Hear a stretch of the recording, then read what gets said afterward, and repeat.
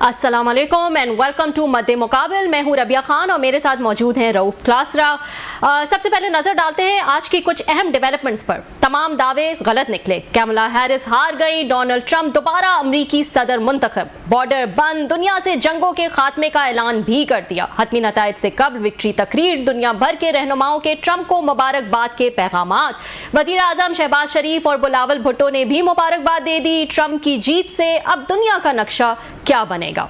इसके अलावा ट्रंप के सदर मुंतखब होने के बाद पीटीआई ने इमरान खान की रिहाई की उम्मीदें बांध दी। बानी पीटीआई जो बाइडेन हुकूमत के खात्मे पर खुश, पीटीआई की आदत की जानिब से ट्रंप के मुंतखब होने के बाद खान की रिहाई के दावे क्या अब हकीकत का रूप धार लेंगे? और वजीर आला गंडापुर गवर्नर फैसल करीम कुंडी से मिलने गवर्नर हाउस पहुंच गए। दूसरी जानिब गंडापुर ने अब की बार कारकुनों को कफन बांधकर निकलने का ऐलान कर दिया। 9 नवंबर को सवाबी जलसे में बड़े फैसले की तैयारियां, खान कारकुनों को क्या हुक्म दे सकते हैं? इस वक्त हमारे साथ मौजूद हैं अनवर इकबाल साहब फ्रॉम वाशिंगटन डीसी। इनसे बात करते हैं। अस्सलाम वालेकुम अनवर साहब। हेलो अनवर साहब, कैन यू हियर मी? अच्छा, इनकी कॉल शायद ड्रॉप हो गई है। हम कोशिश करेंगे कि इनसे वापस रब्ता करें। एंड ऑब्वियसली जो आज एक की बड़ी खबर है ट्रंप के जीतने की, उस हवाले से हम इनसे बात करें। क्लासर साहब, it's one of the biggest political comeback कहा जा रहा है ट्रंप का। पहले तो सबसे पहले कि मुझे अफसोस हो रहा है और कि आप जो हैं वो अफसोस जब करते हैं हंस के करते हैं, मतलब that's how you do that. किसी से आपने कंडोलेंसेस कर दी। अफसोस इसलिए हंस के हो रहा है क्योंकि जो मुबारकबाद की जो रिसीविंग साइड है वो मैं हूँ, तो इसलिए जो है वो मुझे व्यूअर्स को बता रहे हैं ना कि आप जी, तो ये खुशी जो है वो मुझे इस बात की है। क्लासरा साहब जो हैं वो शर्त हार चुके हैं। हमारी शर्त लगी थी कि कौन जो है वो ये अमेरिकन इलेक्शन जीतेगा और क्लासरा साहब हार चुके हैं। तो इनसे बात करेंगे कैसे हार गए भाई, मतलब ये कैसे हो गया? अनवर इकबाल साहब हमारे साथ मौजूद बात कर लें, हम अपनी बात बाद में करते हैं। जी, अनवर इकबाल साहब हमारे साथ मौजूद हैं। अस्सलाम वालेकुम अनवर साहब। वालेकुम अस्सलाम। आप देखिए जीती क्या हुआ, हाल के आपकी लाइन साइलेंट हो गई और ड्रॉप हो गई। ये है पहला देख लें। अभी तो बहुत कुछ होना बाकी है मेरे ख्याल से। ट्रंप के जीतने के बाद कहा जा रहा है कि it's the biggest political comeback American politics में। ट्रंप जो हैं वो वापस आ चुके हैं। अमेरिका में जो भी जीते, जो भी हुकूमत बनाए, उसका माशी, सियासी, अस्करी असरात जो हैं वो पूरी दुनिया पे मरतब होते हैं। लेकिन जो भी पार्टी आती है, एटलीस्ट ये अंदाजा होता है उनकी माजी की पॉलिसीज देखकर, उनकी पॉलिटिक्स देखकर, उनके जो मंशूर हैं वो देखकर ये अंदाजा होता है कि इनका इक़्तिदार किस तरह का होगा। लेकिन ट्रंप क्योंकि एक अनप्रेडिक्टेबल पर्सनालिटी के मालिक हैं, तो क्या एक एंशियसनेस है कि इनका इक़्तिदार पता नहीं कैसा निकले? बिल्कुल है। जो यहाँ के बहुत सारे जो लिबरल और प्रोग्रेसिव हल्के हैं वो मुसलमान हैं, उन्होंने उनको वोट नहीं दिया, गाजा की वजह से नाराज थे।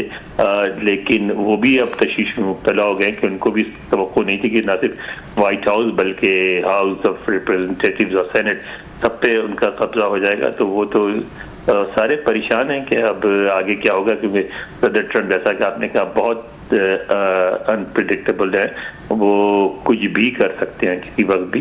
तो लोग तो अब फिक्र में जरूर मुब्तला हो गए। जी अनवर साहब, अमेरिका बिगेस्ट डेमोक्रेसी जो है वो मानी जाती है दुनिया की, लेकिन ट्रंप जब से आए हैं थोड़ा सा नक्शा जो है वो बदल गया है। वो ऐसे लीडर निकले जिन्होंने अपने ओपोनेंट्स को कैंसिल आउट किया, उन्होंने उनको थ्रेटन किया। अभी भी हमने देखा कि काफ़ी सारी स्पीचेस में उन्होंने ये किया, उन्होंने मीडिया को क्रिटिसाइज़ किया, उनको डिस्क्रेडिट किया, उन्होंने जुडिशरी को इम्पैक्ट किया, अपनी हार नहीं मानी, उन्होंने कैपिटल हिल पे हमला कर दिया। ये कुछ इनफॉर्मल गार्ड रेल्स होते हैं डेमोक्रेटिक सिस्टम के। आपको लगता है कि अमेरिकन डेमोक्रेसी के अब ये जो गार्ड रेल्स हैं या वीक हो रहे हैं? सदर ट्रंप ने आके यहाँ थर्ड वर्ल्ड के अंदाज की पॉलिटिक्स इंट्रोड्यूस कराई।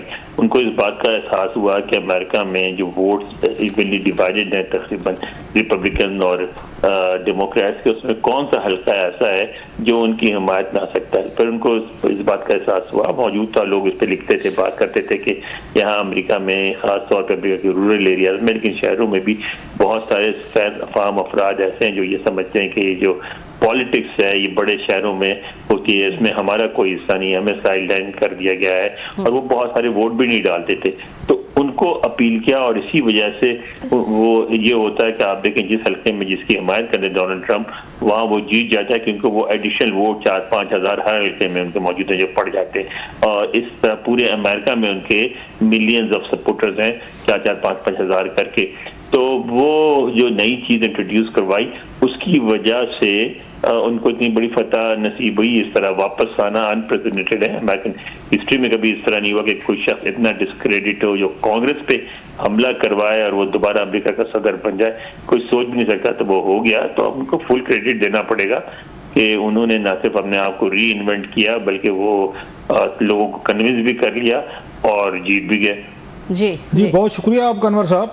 अब तक कमला हैरिस साहबा का कहीं पे कोई अत्ता पता, कोई नाम निशान, कहीं पे कोई उनकी तकरीर, कोई स्टेटमेंट कोई सामने नहीं आया। सर क्या वजह है? यूजुअली तौर पर अब तक उन्हें सामने आकर कोई अपनी शिकस्त को उनको एक्सेप्ट करना चाहिए था, मुबारकबाद देनी चाहिए थी। अमेरिकन हाँ बिल्कुल आप सही कह रहे हैं, क्योंकि इस तरह की इतनी पोलराइज कैंपेनिंग थी। अमेरिका में बड़ी फ्रेंडली सी कैंपेनिंग होती है, जीतने वाला जीत जाता है, हारने वाला उसको मुबारकबाद देता है। लेकिन इस दफा इतनी टेंशन थी कि हारने वाले अभी तक देखें, वाशिंगटन डीसी जो है वहाँ से कमाला जीती और वहाँ से हमेशा डेमोक्रेट ही जीतते हैं। डेमोक्रेट का शहर है पूरा, वहाँ पूरे शहर में उदासी छाई हुई है। कोई खास एक्टिविटीज नजर नहीं आ रही। सिर्फ ट्रम्प के कुछ सपोर्टर हैं वो आपको एक्टिव नजर आ रहे हैं। बाकी अनवर भाई आपकी आवाज में भी उदासी लग रही है हमें। वही वो डीसी का इम्पैक्ट आप पे भी नजर आ रहा है। उदासी तो नहीं है, लेकिन सारे लोग फिक्रमंद जरूर हैं कि क्या होगा। मतलब लोगों को मैं समझ नहीं आ रही है। मैं स्काई का कोई वो देख रहा था कोई वहां से, तो उन्होंने एक वहां पे उन्होंने क्वेश्चन किया और मैं आपसे रिपीट कर देता हूँ जिसके वो जवाब भी खैर वो दे रहे थे। उन्होंने कहा उनका ये था कि क्या ये पूरी दुनिया को इससे ट्रम्प से अब डरना चाहिए? पूरी दुनिया को ट्रम्प से नहीं डरना चाहिए, लेकिन ट्रम्प की खास दाएं बाजू की जो पॉलिसी है, जो यूरोप में भी बाज़ मुल्कों में उभर के आए हैं लोग, जैसे इटली में जो मौजूदा हुकूमत है वो चाहती है कि सारे इमिग्रेंट जो लीगली रह रहे हैं वो भी वापस चले। इटली नहीं, I mean one of the Sweden ने या कौन से ममालिक में जिसमें वो भी जो लीगली रह रहे हैं उनको वो पैसे भी दे रहे हैं $33,000 वापस जाने के। इस तरह इटली में भी, फ्रांस में भी, इंग्लैंड में भी ऐसी पार्टियां मौजूद हैं। वो इलेक्शन नहीं जीत रही हैं लेकिन उनकी पॉपुलरिटी बेस बन रही है। और अगर अमेरिका में हुकूमत बन जाती है तो उससे वो ज़ाहिर है लिमिट इनकरेज होते हैं और वो भी फिर इस तरह की बात करते हैं। तो ये तो सारी दुनिया को थ्रेट नहीं है, लेकिन यह है कि दुनिया में जो दाएं बाजू की तहरीकें हैं जिनमें रेस बेस्ड, रिलीजन बेस्ड जो तहरीकें हैं उनको तक़वीत मिलेगी इनके जीतने से। अच्छा सर, जो एक मतलब ये तो अपनी जगह पे जो भी वहाँ पे इन डेमोक्रेट्स का डिबाकल हुआ है, एक और बड़ा वहाँ पे हमने ये ट्रेंड देखा है कि मीडिया जो है टोटल ट्रम्प साहब के खिलाफ था। मासिवा एक आध को छोड़ के एक साइड पे चले, एलन मस्क वो खड़े हुए थे, ट्विटर सारा यूज़ किया पार्टी बन के, बाकी मैंने भी किया। बल्कि मैं इकोनॉमिस्ट में मैं पढ़ रहा था जो इस दफ़ा उनका लीडर पेज पे उनका आर्टिकल था, उन्होंने कहा कि ये अगर इस इकोनॉमिस्ट का वोट होता तो कमला को हम देते। न्यूयॉर्क टाइम्स की, CNN, सबका आपको पता है। उन तमाम की अपोजिशन के बावजूद वो जीते हैं। अच्छा, बिग वहाँ पे सेलिब्रिटीज़ थे, आपके एक्टर थे, फिल्मी हीरो थे, आपके हॉलीवुड के थे, सिंगर थे, Lady Gaga and many more, मतलब जॉर्ज क्लूनी वगैरह। इन लोगों ने एंडोर्स किया इनको, कामला को। इसके बावजूद भी लोग जो हैं उन्होंने ट्रम्प को वोट दिया। सो वो जो उसका मीडिया का इन्फ्लुएंस हम समझते हैं कि शायद मीडिया ओपिनियन चेंज करता है, या बिग सेलिब्रिटीज़ जो हैं उनके कहने पे लोग वोट डालते हैं, एंडोर्समेंट कोई। तो इस दफ़ा सारी चीज़ें उड़ा के रख दी हैं सर। तो मीडिया का क्या हाल है वहाँ पे? कोई मातम की सिचुएशन है? क्योंकि मैंने न्यूयॉर्क टाइम्स का पढ़ा है जी। इस दफा नहीं, पहले इलेक्शन में भी ट्रम्प साहब ने यही किया था। मीडिया की प्रेडिक्शन कुछ और थी, ओपिनियन पोल्स कुछ और कह रहे थे और उन्होंने हिलरी क्लिंटन को हरा दिया था। असल में एक बात है जिसको अभी तक पूरी तरह लोगों को समझ नहीं आ रही है कि सोशल मीडिया ने मेन स्ट्रीम मीडिया की अहमियत खत्म कर दी है। मेन स्ट्रीम मीडिया जो है आहिस्ता आहिस्ता इररेलेवेंट होता जा रहा है। लोगों को खबर चाहिए, फौरन चाहिए और छोटी सी चाहिए। उसके लिए उनको किसी माहिर सहाफ़ी की जरूरत नहीं है, किसी एनालिस्ट की जरूरत नहीं है। वो कहीं कोई बड़ा वाकया हुआ, वहां पे बैठा हुआ जो कोई बंदा अगर करियाना स्टोर में बैठा हुआ है, कोई दवा खरीद रहा है, कोई साइकिल की दुकान पे साइकिल ठीक करा रहा है, वहीं खड़े खड़े अगर वो ट्वीट कर देता है अपने सेल फोन से तो उनके लिए वो खबर काफी है। और ये ट्रेंड बढ़ेगा। अल्टीमेटली जो मीडिया के पास जो था कि मीडिया लोगों की सोच को कंट्रोल करती है, वो बात बिल्कुल खत्म हो जाएगी। अच्छा, इसका एक नेगेटिव साइड जो मेरा ख्याल है जिस पे डिबेट होगी जो नेशनल मीडिया हो किसी भी दुनिया का हो वो रिस्पॉन्सिबल होता है, जिम्मेदार होता है, वो फेक न्यूज़ को अवॉइड करते हैं, जिम्मेदारी से रिपोर्टिंग करते हैं, किसी कैंडिडेट पे रिसर्च करते हैं, उसके अच्छे बुरे पहलू सारे लाते हैं। आप समझते नहीं है कि सोशल मीडिया के जरिए जो लीडरशिप आ रही है वो करैक्टर में लैक करती है, वो इंटेग्रिटी में लैक करती है, वो इवन विजन वगैरह में लैक करती है। और जो आपने अभी बात की कि जिस बंदे ने कांग्रेस पे अटैक कराया, पूरे का पूरा मतलब हमलावर है, और उसके बाद उन्होंने हर एक इंस्टीट्यूशन पे उनको लड़ाई झगड़ा किया और उन पे केसेस हैं, मतलब 32 के करीब केसेस थे, सजा हुई, गिरफ्तार हुए। इसके बावजूद जो मेन स्ट्रीम जो मीडिया का उनके बारे में चीज़ें थी लोग वो सीरियस नहीं लेते। तो इस तरह की लीडरशिप आप समझते हैं सामने आएगी दुनिया में सोशल मीडिया की वजह से कि लोगों के नज़दीक फिर उनके क्राइम जो acts of omission commission matter नहीं करेंगे, उनके इंटेग्रिटी, करैक्टर, उनकी ईमानदारी, वट। अब फिर यही होगा कि जो पॉपुलर है उस पर तो फिर उसी को वोट डाला जाएगा या पॉपुलर बात करेगा वो। रऊफ क्लासा साहब, पंजाबी में कहते हैं ना, चोपड़ी और दो नहीं मिलती। हमें जो शौक था, ये शौक था लोगों को, सारी दुनिया में कहते थे कि भाई मीडिया पे बड़े सरमायादारों का कब्जा है, बड़े ग्रुप्स जो होते हैं वो उसमें जाहिर है बिलियंस ऑफ रुपीस चाहिए, यहाँ बिलियंस ऑफ डॉलर्स चाहिए होते हैं इनको चलाने के लिए। तो उसमें जो राय चलती है वो चलती है ओनर्स की, इसमें राय चलती है एडिटर्स की, और उसमें आम आदमी की बात नहीं आती। सोशल मीडिया ने उसको आके खत्म कर दिया। बीच का जो आदमी है, जो सरमायादार है, जो ओनर है, जो एडिटर है, उसको निकाल के साइड पे कर दिया। वो कहेंगे लो पढ़ो। नहीं, लेकिन एक और मैं थोड़ी लेकिन उसमें दूसरा उसका नुकसान ये होगा कि जो जिम्मेदारी है वो खत्म होगी। जाहिर है जब कोई सिस्टम ही नहीं है, कोई एडिटर ही नहीं है, कोई ओनर ही नहीं है, किसी को कोई रिपरकशन का खौफ नहीं है, ये डर नहीं है कि मैंने खबर दे दी इसके नतीजे में क्या होगा। उनकी आपने देखा होगा सोशल मीडिया पे खबर देते हैं, 15 मिनट बाद उसकी तरदीद हो जाती है, तो उसको तरदीद भी नहीं करते, उसमें शर्मिंदा भी नहीं होते, दूसरी खबर लगा देते हैं, क्योंकि जाहिर है उनका वो बिजनेस नहीं है, उससे उन्होंने पैसे कमाने नहीं, इनको कोई फिक्र नहीं है। तो ये गैर जिम्मेदारी भी आएगी। साथ साथ कोई भी चीज आपको जो मिलती है उसकी कीमत भी अदा करनी पड़ती है। तो हमें सोशल मीडिया की पॉपुलैरिटी की कीमत जिम्मेदाराना सहाफत की सूरत में अदा करनी पड़ेगी। लेकिन हमने देखे सर, आपने बात की कि अब ये सोशल मीडिया टेक ओवर के, फेयर एनफ, बिल्कुल ठीक बात है, लेकिन ये तमाम ग्रुप्स जो हैं मीडिया पे हों दुनिया भर में, वो टीवी चैनल्स हों, अखबारात हों, वो भी तो सोशल मीडिया पे हैं सर। उनके भी ट्विटर अकाउंट्स हैं, उनके भी यूट्यूब है, उनके फेसबुक पेजेस हैं, इंस्टा है, बला बला, वो भी तो कम्पीट कर रहे हैं सर। ये तो नहीं है ना सिंपल टीवी से टीवी देख रहा है, अखबार से अखबार देख रहा है। अमेरिका की हद तक तो पाकिस्तान का आपको बेहतर पता होगा, अमेरिका की हद तो नहीं हो रहा है। लोग इंडिविजुअल को देखना पसंद कर रहे हैं, नहीं हो रहा है, बड़े नाम नहीं चल रहे हैं, आम आदमी चल रहा है।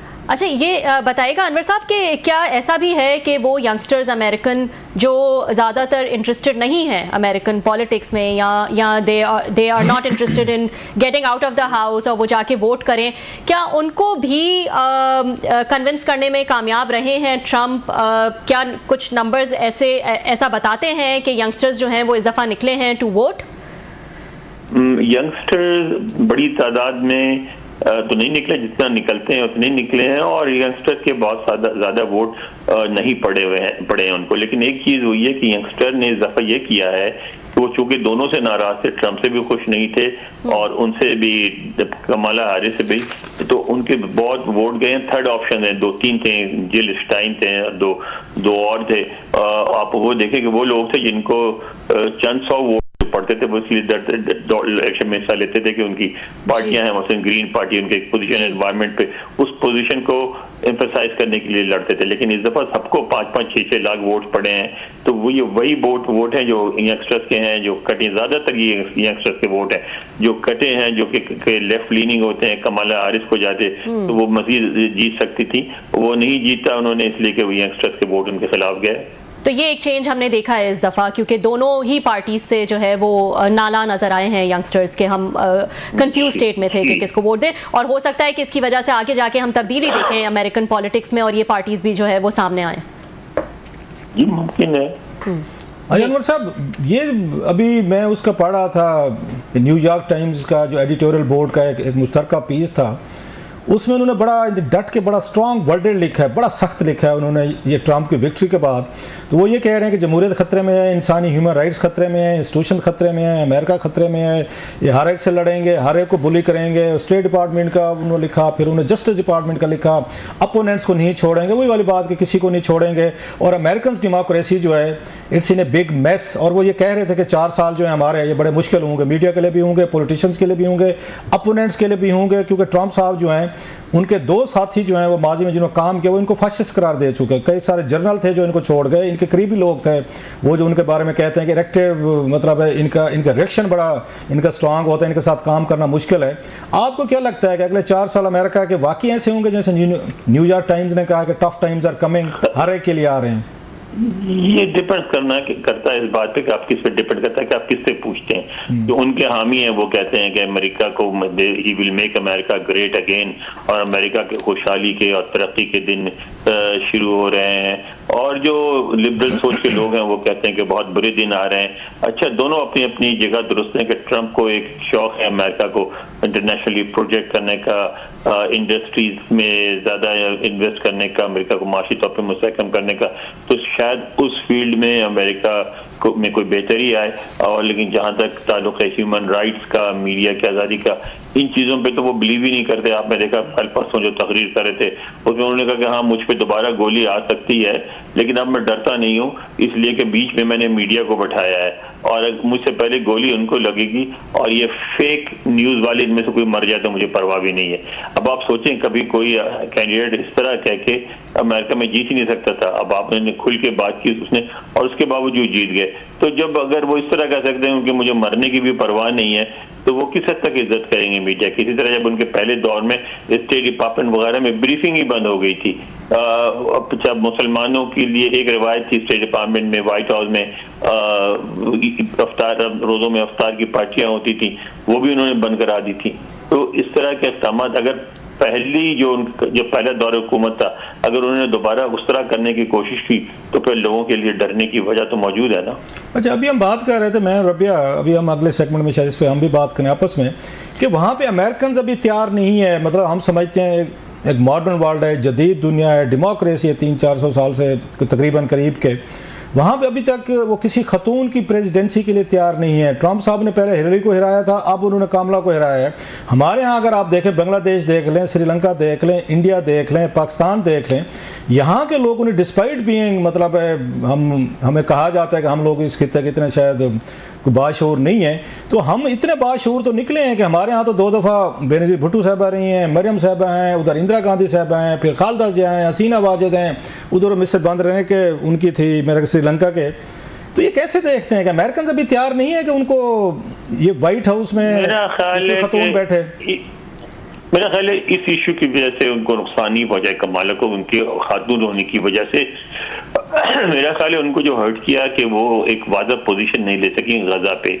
और उसके आप देखा यहाँ जो प्रोटेस्ट हो रहा था अमेरिका में, पूरे अक्रॉस अमेरिका, उसमें बहुत बड़ी तादाद जो शरीक होती थी उसमें वो अमरीकियों की होती थी। सिर्फ गैर मुल्की तलबा नहीं होते थे, सफेद फार्म अमरीकी होते थे, लिबरल और प्रोग्रेसिव सोच वाले। और वो उन्होंने इस दफ़ा इस इलेक्शन में इनको वोट नहीं दिया है बल्कि उनके मुखालफिन को वोट दिया या वोट ज़ाया कर दिया है बहुत बड़ी तादाद में। और उसकी एक वजह से मिडिल ईस्ट की वजह से वो इलेक्शन हारी हैं। औरत होना इस दफ़ा उनका इशू नहीं बना। पिछली दफा हिलरी क्लिंटन भी तो हार गई थी ना सर, मतलब चलो एक दफा उस जमाने में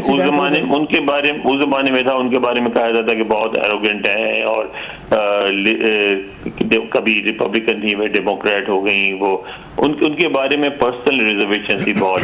इनके बारे में पर्सनल रिजर्वेशन लोगों को नहीं थे, लोग उनको पसंद करते थे, लेकिन इनका जो स्टैंड था गजा पे उससे उनको नुकसान पहुंचा। शायद इनका वो कहते हैं इनकम्बेंसी फैक्टर। मेरा तो ये ख्याल है 4 साल जब आप हुकूमत बैठे हो, बाइडेन जैसा प्रेसिडेंट हो, आपको जो रोजाना मेमोरी लैप्सेस हो रहे हैं, हाथ किसी से मिलाना है वो किसी से मिला रहा है, या चवली जो उसने मतलब हमारे तो चवली कहा जाता है ना पंजाबी में, जो पिछले दिनों उन्होंने वो गार्बेज वाली की।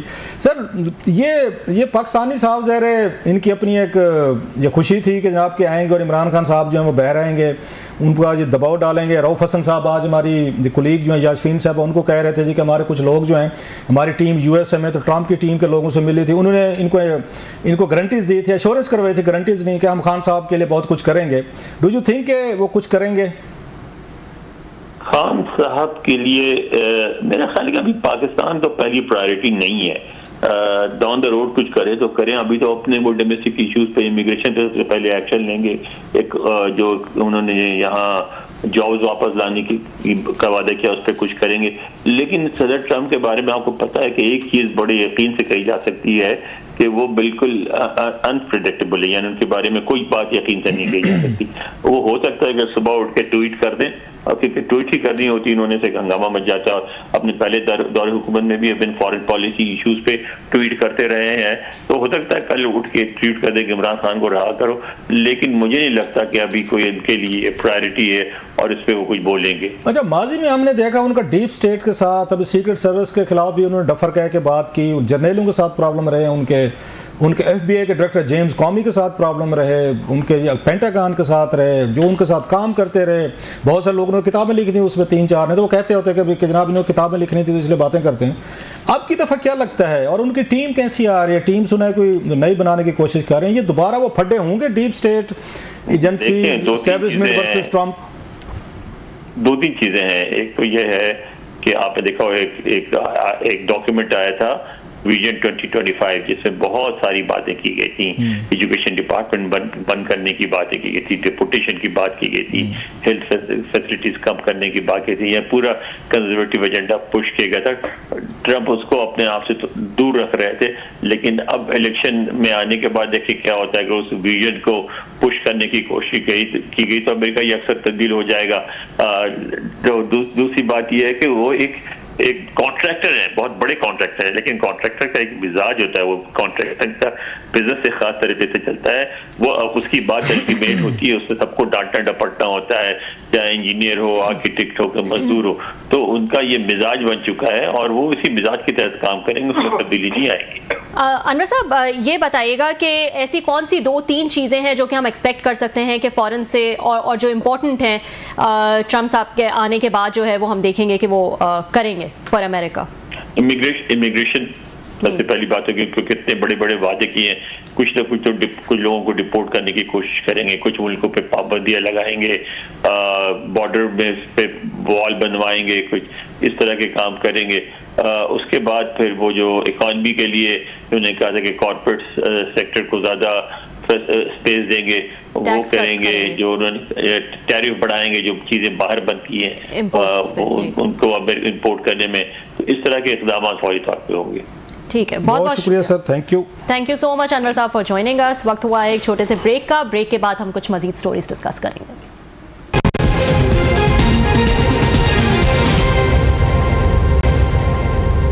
वेलकम बैक नाजरीन। क्लासर साहब, बहुत बड़ा दिन है, ट्रंप जीत गए हैं और मैं भी जीत गई हूँ। यस, मुबारकबाद की हकदार हूँ। और उसी शर्त की आप काफी पी रही हैं। जी बिल्कुल, ये काफी की शर्त लगी। बिल्कुल थोड़ी जो है वो छोटी शर्त लगा ली थी मैंने, क्योंकि डर था कि कहीं मैं हार ना जाऊं। मैंने तो आपको एनकरेज किया था, आपने बीइंग एक फीमेल एक समझदारी का मुजाहरा किया। आपने कहा बचत कीजिए, अंडर एस्टिमेट किया मैंने खुद को और अपनी जो अपने रीडिंग को। हाँ बिल्कुल, अपनी रीडिंग को। एनीवे मुबारक हो आपको, जो बहुत बहुत शुक्रिया। बहरहाल वो आपकी बात ठीक है, इट्स अ बिग डे, लेकिन जो अमेरिकन से वहाँ से सिग्नल आ रहे हैं, अब वही वाली बात के वो कहते हैं आवाज़ इसको वो नकार खुदा समझो, आवाज़ खल्क जो है, तो वो तो एक बड़ा पॉपुलर, वो इतनी बड़ी, मतलब हम ये समझ रहे थे सारे कि नेक टू नेक, हम क्या समझ रहे थे, कोई प्रिडिक्शन नहीं कर पा रहा था। हम तो वहाँ ग्राउंड पे बहुत क्लोज होगा 0%, 1%, 2%, ये तो खासा बिग उससे मार्जिन से उन्होंने इलेक्शन जीता है।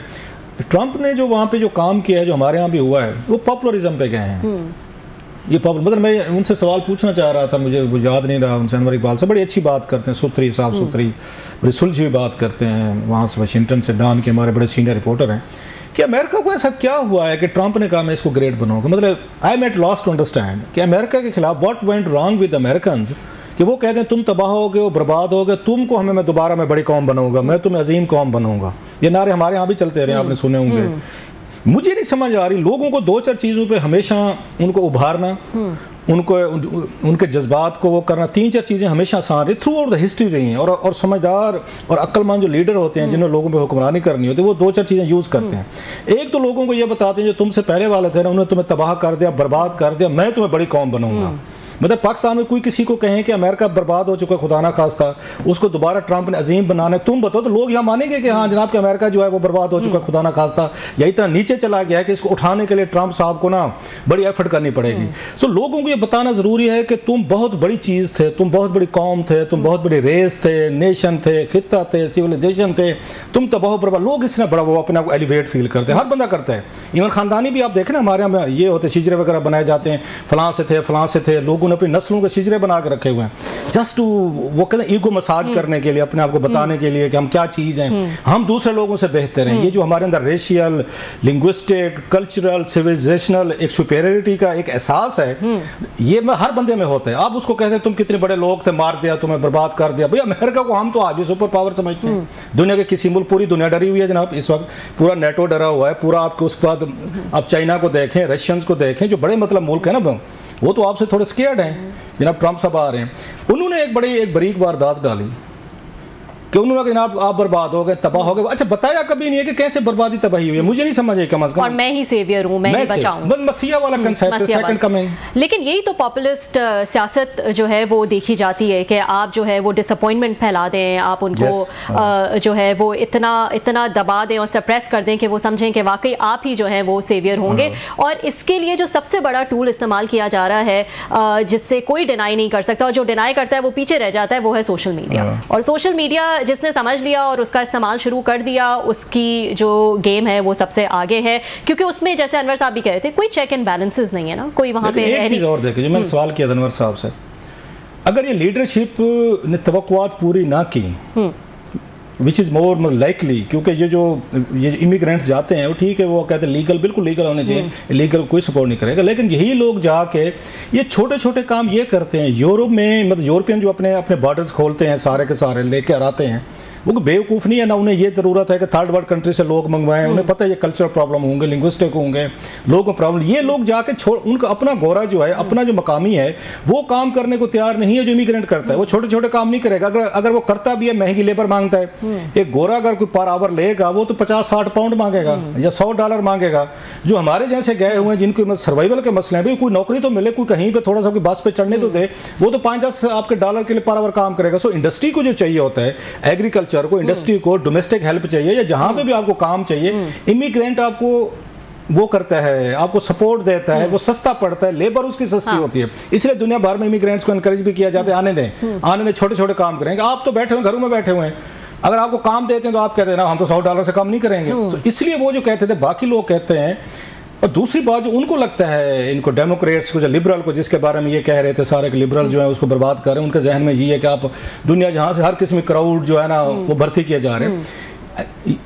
अगर आप देखें अमेरिका के बड़ा मुल्क होने की जो मेन रीज़न थे वो इमिग्रेंट्स ही थे। वो ऑस्ट्रेलिया हो, आपका अमेरिकन हो, या इस तरह के ममालिक जो हैं, ये उसकी ब्यूटी है कि दुनिया भर से जहीं लोग वहाँ इकट्ठे हुए हैं, फिर उनकी क्रॉस मैरिजेज हुई हैं। ये तो बात इस्टेब्लिश हो चुकी है, क्रॉस मैरिजेज के बच्चे हमेशा इंटेलिजेंट होते हैं, वो क्रिएटिव होते हैं, उनके यहाँ ज़्यादा क्रिएटिविटी होती है। हमारे यहाँ जो कज़न मैरिजेज या इस तरह की चीज़ें होती हैं हमारे जैसे मुल्कों में, इस पर बड़ा मदद तनकीद भी होती रहती है कि वो बच्चे शायद इतने, उनके बीमारियाँ जेनेटिकल और बड़े मसाइल होते हैं, शायद इतने इंटेलिजेंट भी नहीं होते। सो वो उनकी जो ब्यूटी थी अमेरिका की, वो तो इमिग्रेंट्स से। आप इमिग्रेंट्स को गाली देना शुरू हो गए। एलन मस्क के खुद जो सबसे ज़्यादा इस वक्त अगेंस्ट हैं वो इमिग्रेंट हैं। ये कमला हैरिस साहबा जो मतलब कहीं ना कहीं पे तो आपके पेरेंट्स वगैरह आए थे, मतलब आपके सीआईए के चीफ जो थे ये हो गए लियोन पनेटा, ये इटली से आए थे, ये वहाँ से। तो एक लंबी लिस्ट है। इससे पहले मैडम मेरे ख्याल ये थी ऑलब्राइट थी, वो एक इमिग्रेंट थी। सो अमेरिका वो लोग इसी चीज़ का वो फख्र करते हैं। इन्होंने कहा नहीं, ये लोग जो आ रहे हमें ये उसमें बर्बाद कर रहे हैं। जो बात आपने कहा सोशल मीडिया की, जो मुझे खतरा है, इसके नतीजे में फिर ऐसी लीडरशिप आपको मिलेगी जिसका ना कोई करैक्टर होगा, ना डिग्निटी होगी, ना रिस्पेक्ट होगी, ना फाइनेंशियली तौर पर वो क्लीन होंगे।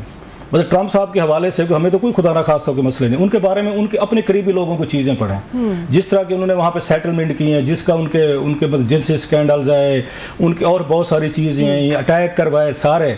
फिर आपकी लीडरशिप का कमाल ये है कि आपके पास पैसा है, आप ट्विटर के मालिक को साथ मिला लें, आप 2-4 और चीज़ें कर लें और सोशल मीडिया पे कैंपेन चलाना शुरू कर दें इसके बाद, और आप अपने आप को लीडर बना लें। कल को जब ये मौका आता है टू डिलीवर, कि आप डिलीवर करके दें, आप पे तो कैपेसिटी नहीं है, तो फिर उसके बाद जो डिसअपॉइंटमेंट आनी है ना, जो फिर आपका लीडरशिप का वो है म्यार है डिलीवर करने का, उस वक्त आपके लिए खतरे पैदा होंगे कि क्या अमेरिका जो है इस तरह की लीडरशिप के साथ वो अपने आप को सस्टेन कर सकता है, वो बाकी ग्रेड बन सकता है। आप अब मतलब लोगों की तवक्कुआत तो आपने बहुत बढ़ा दी है कि मैं आने वाला हूँ, ओवरनाइट कुछ करेंगे। अब आपको 8-10 जहाज भेजने पड़ेंगे, वो कहते हैं अदालतों में केसेस जाएंगे, कोर्ट में केसेस जाएंगे। कुछ रियासतें हैं अगेन उन्होंने अबॉर्शन से रिलेटेड कुछ लॉज बना लिए हैं, कुछ आपको रोकने की कोशिश करेंगे। बिग बैटल्स हैं, नेटो को सबसे ज्यादा खतरा है वहां पे। यूक्रेन की वार आपकी चल रही है, गजा के जैसे वो बता रहे थे। अगर आप अगले 3 महीने में कुछ ना कर सके तो यही सोशल मीडिया इनको पड़ जाएगा। मैं शर्तें कह रहा हूँ, ये डबल एज्ड है कि आपको ऊपर भी ले जाते हैं अगर आप कुछ नहीं करते। इमरान खान साहब की अगर मैं मिसाल देना चाहूँ, ये मैं सोशल मीडिया की पार्टी थी ना, तो 3.5 साल में इनका क्या हशर हो गया था। वो तो खान साहब खुद कहते हैं कि अगर अब ये हमें ना हटाते हम तो बर्बाद थे, तबाह थे, हमें तो 10 लोगों ने। वेलकम बैक नाजरीन। क्लासर साहब, यहाँ पर भी जो है वो ट्रंप की जीत को लेकर काफ़ी सारे बयानात आए हैं। पीटीआई स्पेशली जो है वो काफ़ी खुश है। सो पीटीआई की एक तो क़यादत जो लोग हैं, हमाद अजहर साहब, शहबाज गिल साहब और दूसरे लोग जो हैं, उन्होंने काफ़ी खुशी का जो है वो इजहार किया है ट्रंप के जीतने पे। दूसरी तरफ उनकी जो बहन है अलीमा खान साहिबा, उन्होंने तो कह दिया क्यों ट्रंप हमारे अब्बा हैं, फिर वही गुलामों वाली बात जो है वो आपने की है। फिर तीसरा, इमरान खान से मुलाकात हुई है आज अली मोहम्मद खान की, उन्होंने भी इस पर खुशी का इजहार दिखाया, लेकिन उन्होंने साथ साथ ये भी कह दिया है कि बाइडन जो है उनके कान भरे गए थे, ये जो है ये न्यूट्रल है एटलीस्ट। तो सबसे पहले तो मैं आपसे पूछना चाहूंगी, न्यूट्रल होना मतलब अच्छी बात है खान साहब के लिए, क्योंकि इसका मतलब है वो डिसइंटरेस्टेड है, तो ये कैसे वर्कआउट करेगा खान साहब के कान? तो मेरा ख्याल अगर किसी ने भरे थे वो इमरान खान साहब ने खुद भरे थे। वो वही वाली बात है, मैं भी अपनी गलतियां नहीं मानता, मतलब अंदर तो मुझे पता होता है कि मैंने कहाँ ब्लंटर्स मारे, लेकिन मैं एडमिट थोड़ा करूंगा पब्लिक के सामने। ये इंसानी नफ्सियात है। मसलन जब बाइडेन साहब ने इनको क्यों नहीं फ़ोन किया, जहाँ से लड़ाई शुरू हुई, यहीं से शुरू हुई ना कि उन्होंने जब वो ये प्रेसिडेंट बने थे 2020 में, उन्होंने मोदी साहब को कॉल की, इमरान खान साहब को नहीं की। एक तो मसला ये है ना कि हम दुनिया के हर मुल्क के साथ मुकाबला चाहते हैं इक्वल, हम कोई गुलाम थोड़े हैं, हर एक के साथ हमारा फड्डा है। कोई दुनिया में कोई चीज़ होगी तो हम कहेंगे हमारे यहाँ क्यों नहीं हुई। भाई इंडिया एक और उनकी पार्टनरशिप है उनके अमेरिका के साथ, चाइना की वजह से उन्हें कर्टेल करना है। या तो आप वो रोल अदा करें जो वहाँ पे इंडिया ये अदा कर सकता है चाइना के अगेंस्ट, पाकिस्तान करने को तैयार है। जब नहीं है तो फिर आप अपने को इक्वलिटी क्यों करते हैं? अमेरिकन उनको फेवर करते हैं, हमें नहीं करते। हमें नहीं करते क्योंकि हम उनके बहुत सारे काम नहीं करने को तैयार, बहुत सारे करते भी हैं लेकिन चाइना के अगेंस्ट नहीं करते, इंडिया करने को तैयार है, इसलिए वो उनको प्रेफर करते हैं। आप कहते हैं मुझे कॉल क्यों नहीं की, उन्होंने मोदी साहब को कॉल किया, आपको नहीं, जहाँ से मसला शुरू हुआ वो आपको इसलिए कॉल उन्होंने नहीं की खान साहब के हवाले से कि उनकी एक तालिबान की पॉलिसी की मेन रीज़न थी। हमेशा से इन्होंने अमेरिकन को टारगेट किया, हमेशा तालिबान के इन्होंने सपोर्ट की अफगानिस्तान की आज़ादी के लिए। वो बिल्कुल ठीक किया होगा, मैं ये नहीं कह रहा, खान साहब की राय बिल्कुल ठीक होगी। जब आप प्राइम मिनिस्टर बन गए थे, जब 2011 में अगर आपको याद हो तो यहाँ पे ये तालिबान की हुकूमत थी, सबसे ज़्यादा दुनिया में कौन खुश था? इमरान खान साहब थे, he was the prime minister. ये जहन में रखना चाहिए। अब आप अपोजिशन लीडर नहीं हैं, अपोजिशन में आप वो कहते हैं you can get away with the murder with the smile, लोग आपको कुछ भी नहीं कहेंगे, जैसे ट्रंप साहब कर रहे थे वहाँ पे। जब आप प्राइम मिनिस्टर बनते हैं न्यूक्लियर कंट्री के, बस जहन में रखें, आपको आम कंट्री नहीं है, 35 करोड़ का मुल्क, सॉरी 25 करोड़ का मुल्क है, बॉर्डरिंग अफगानिस्तान, बॉर्डरिंग तालिबान, और आपके पास न्यूक्लियर भी आपके एसेट हैं। आप ये बयान दे रहे हैं कि उन्होंने गुलामी की जंजीरें तोड़ दी और उन्होंने अमेरिकन को शिकस्त दे दी और बला बला आपने सारा कुछ, साथ में अपना DGIA भी भेज दिया आपने, जो चाय पीने गए थे कि टी इज़ फैंटास्टिक, जो जना हमीद साहब ने, फैज़ हमीद साहब ने। मैं तो उस दिन भी कहा कि मेरे जैसा बंदा बैठा होता ना वज़ीर आज़म हाउस में, जो उस वक्त अमेरिकन आदमबू कर रहे थे, बंदा ढूंढ रहे थे कि किसके गले हम डालें कि इसकी वजह से हमें हुई, और अपने अमेरिकन आवाम को जस्टिफाई करें कि ये लोग हैं, इनकी वजह से हम शिकस्त हुए। मैं तो मेज़ के नीचे छुप जाता भाई कि हमें देखा ही ना कोई इस वक्त। इन्होंने दूर से हाथ खड़ा किया खान साहब ने, वो कहते ना कि आस मारिए कि हमने किया है, हमने आपको किया है, वहाँ तक भी नहीं रहा इनका। फिर इन्होंने उसामा बिन लादेन को शहीद कहा था कौमी असम्बली में, आपको याद होगा। यहाँ तक भी उनकी, अच्छा वो हम उनको अच्छा समझे बुरा समझे, उनके लिए तो वो था कि 3000 बंदा मारा गया था उनका न्यूयॉर्क में। ये वज़ीर आज़म के तौर पर आप उनको शहीद कह रहे हैं।